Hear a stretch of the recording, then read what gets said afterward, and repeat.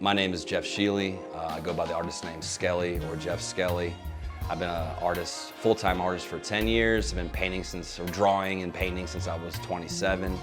I found art later in life than most do.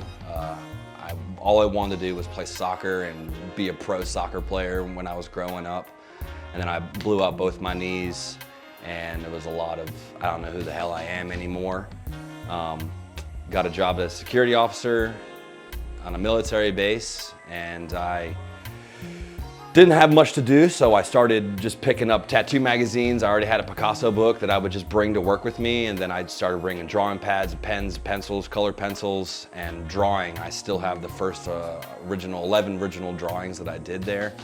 I showed those to a bunch of graffiti and like painters, and they gave me that feeling of like, wow, you belong in this world. And after that, it was just, as soon as I got that little bit of affirmation, a light bulb clicked in me, you know, like, you should just keep doing this. And it's been a fucking snowball ever since. The inspiration, I guess just the best part is like getting the canvas, priming the canvas, and then being open to what's gonna happen next. There are times where I really want to focus on doing something a little bit cleaner, or if I want to do something a little bit more abstract and a little bit more free form and like letting shit go. That's what, more of the abstract stuff is more of like emoting and just being as raw as I can with it, you know, being messy and letting it see where it goes. But the clean stuff, you know, there is a time where like I take the pencil out and I draw it out because I want it to be precise. But the inspiration is just free flowing. Like, I really don't know what's gonna happen when I leave the house and I come in here, like what today is gonna be on like the creation side. But this journey and my journey towards like where I am now, like it's been a weird road, you know? Like, I don't know what I'm really doing on the business side of everything. Like, I know that I can make it, I know that people like it, and I know that I can move it to somebody else, which is like, what a satisfying feeling, you know? Like, I'm able to live off of my own stuff. But I wouldn't be where I am without the closeness of my friends that I have in this city. When I lived in Dallas, like, I had one friend, you know? Like, I didn't have the companions to bounce ideas off of and like really like go down rabbit holes with different styles and different versions of myself with the work. Like, I'm super thankful for like my tight-knit group and my partner. Like, we all need those people in our lives to like, your journey is, you can't do this shit alone, you know?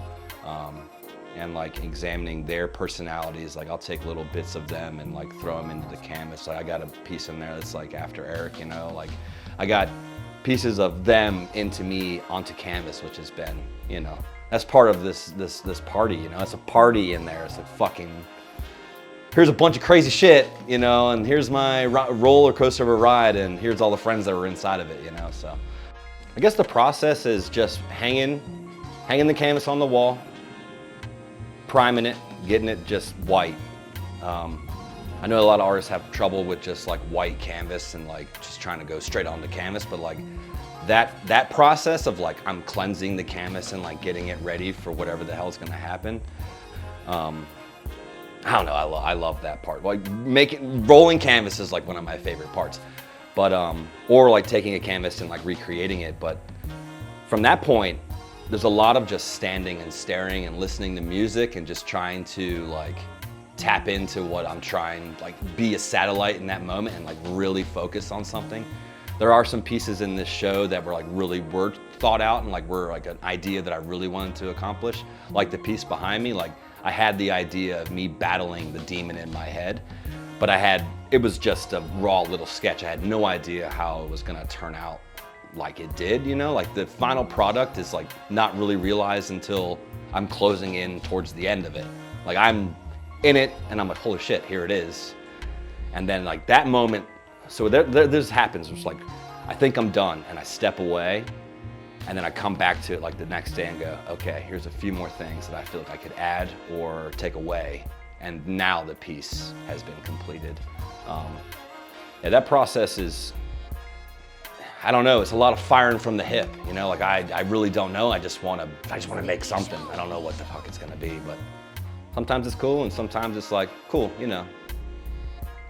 I did something, you know, and that made me feel good, you know. This upcoming show with my good buddy Gabriel, like one of the reasons why I picked Gabriel is because he has been a friend of mine for quite a while now, but we weren't like super close, and I really wanted to create some kind of closeness with him and like another bond with him. I talk about my buddy Eric and Woody all the time, like we are like really, really close. And I really wanted to, and Eric and Woody, I mean, Woody and Paste are really close. And I really wanted to like, I wanted some of that. I wanted to know Paste more. I wanted to be like, have a moment with him in the show and like showcase our different fucking styles, but like how we are still like one as artists, you know? And then like for my mindset of the show, I really just wanted to, my brain has, since it was a month and a half, you know, like I really wanted to like do one thing, and then my brain was like, no, we're gonna, remember this stuff you did before? Let's try this thing over here. And this whole show was just me bouncing around from all of like the ideas and the different inspirations that I've had like through the years of painting. And that little big moments, like I really took that to heart. It's like all of these different styles and all of these different versions of my work were little big moments. Like I figured something out with this. And I know that it's a part of my arsenal. It's in my back pocket forever, you know? So I'm like, I'm gonna bring that thing out and put it on the table again. Like I haven't seen this in a while. I'm gonna bring this back out.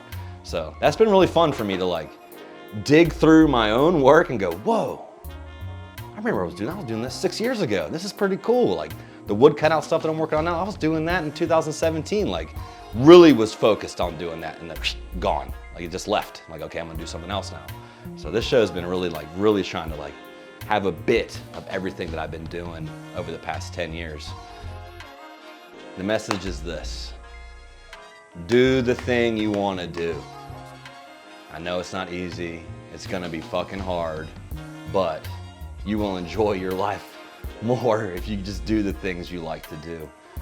Or quit your job, right? Quit your job. If you hate it, don't do it anymore.